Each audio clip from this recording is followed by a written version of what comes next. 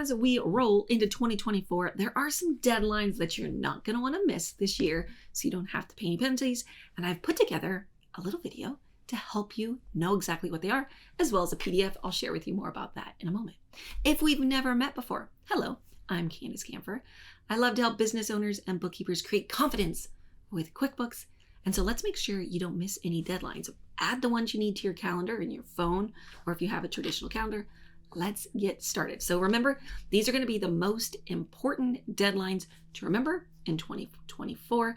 You don't want to miss them. So these are going to be related to your 1099s, your payroll taxes and forms, quarterly forms, as well as sales tax. Let's jump in. So one thing that a lot of businesses don't realize is that the e-filing requirements changed in 2023. Which means there are going to be things you need to do this coming year. So in January, when I start talking about the deadlines, you're going to appreciate that you got some of this extra information, okay? So if you have 10 or more combined 1099s, W-2s, or other federal forms, you must file them electronically as of the 2023 year that takes effect in 2024, okay? If you want to know more about it, I've put the link there as well as on the PDF. If you download it, you can just click the link, okay? So 1099s, there are two main 1099s that we talk about within QuickBooks. The first one is a 1099 NEC. This is for those of you who have independent contractors, typically. You're going to want to e-file, if you're using Intuit, your 1099 NEC by January 28th at 5 p.m. so that they can process it and get it out to your contractors by January 31st. If you don't meet the requirement of the 10, you can choose to still mail your 1099 NECs if you're not e-filing them. Just make sure that you postmark them by January 31st. And remember, if you're not e-filing, for 1099 specifically, you'll have to go buy the forms, put them in the printer, and print them out, okay? For the 1099 miscellaneous, this is going to be for rent, some other different areas. You will make sure to get them postmarked to the payee, the person that you're giving them to, by January 31st. If you're going to e-file and you're going to use Intuit, make sure you do it by January 28th so that they can get it to your recipient by January 31st. Now, IRS says that you can send them a copy in the mail if you did e-file by March 31st. And then if you don't have to e-file your 1099 miscellaneous, you'll need to postmark that one if you didn't e-file it by February 28th. Now, my preferred method, and just for peace of mind, and I'll tell you this a few times, is just to get everything done in the mail, e-filed, or mailed out by January. Okay, so it's just done and you don't have to worry about it. Now remember, dates can always change. As all these dates I start sharing with you, they're all possible changes. So I give you what I know in the moment. If anything changes, just be aware, okay? So now let's talk about year-end payroll form deadlines. So you have W-2s and W-3s. Your W-2s will become available to print from Intuit on different dates depending on what features you're using in the software, okay?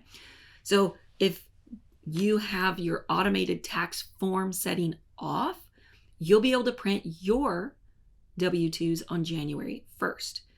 If you have your automated tax form setting on, it'll be January 15th, okay? Now remember, I just want to give you this little tip.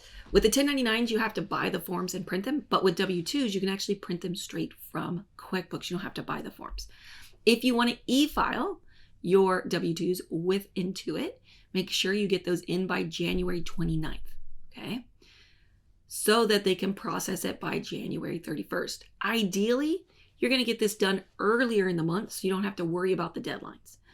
If you're going to mail your W-2s because you didn't e-file them, you don't fit into the requirements, make sure that you furnish the different copies that you need to give to the employee and make sure it's postmarked by January 31st.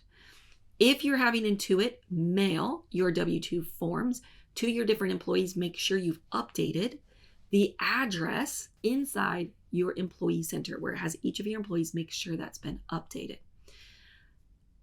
Intuit will put your employees' W-2s in the mail as early as January 16th through January 31st, depending on when you get them to them, that you've submitted them. The 940 form, this is for your federal unemployment tax, your FUTA.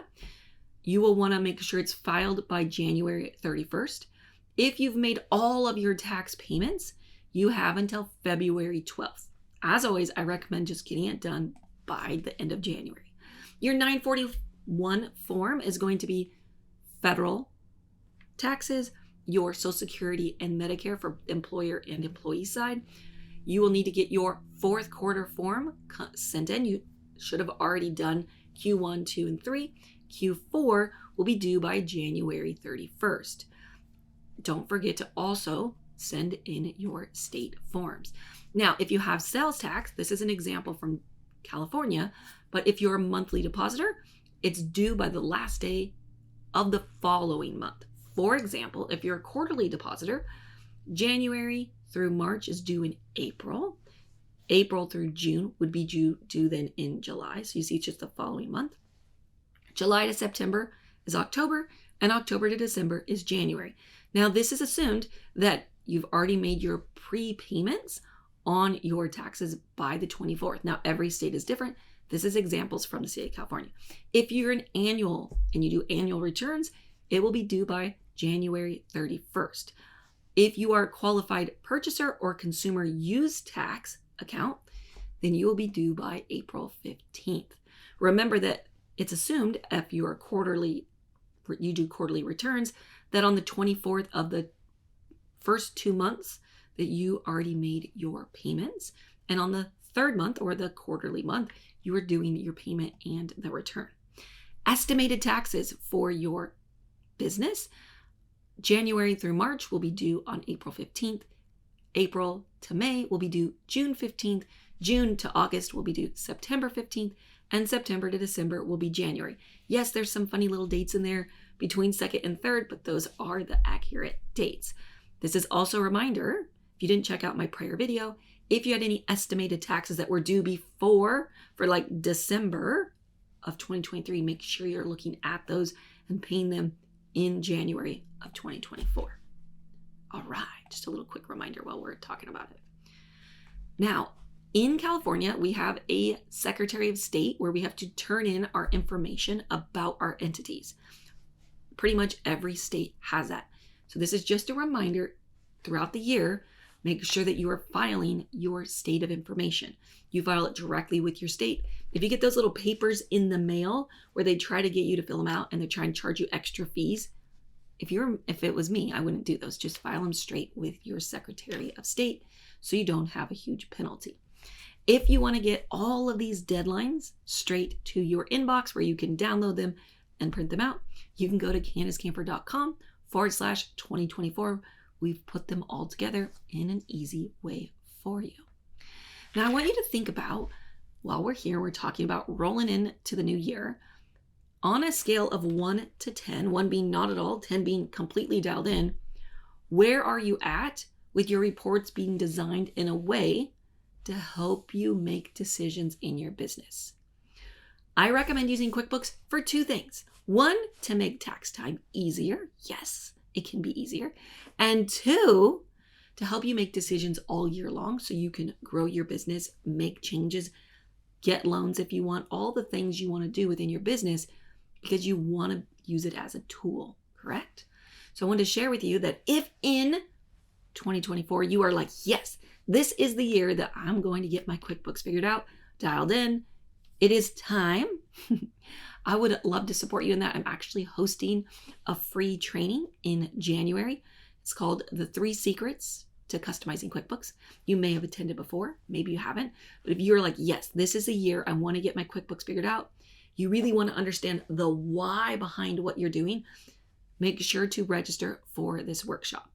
You can go to CandusCamfer.com/workshop. It is a free training that I do, but I really teach you, just like I do here on YouTube, the why behind what you're doing.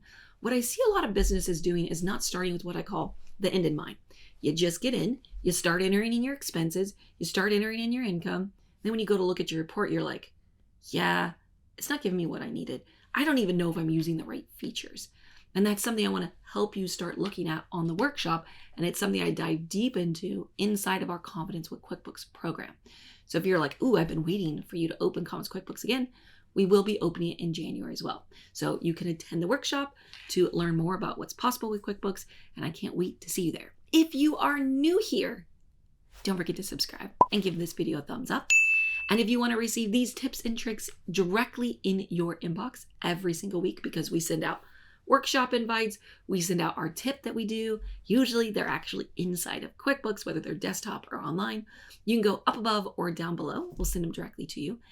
And if you'd love to attend our workshop, you can go to CandusCampfer.com. I can't wait to help you get tax time easier and help you make decisions with your QuickBooks. And honestly, stop wasting time on features you don't need to be using. I look forward to seeing you soon. Thank you so much for being here today. I'll see you inside our next tip and trick. Toodaloo.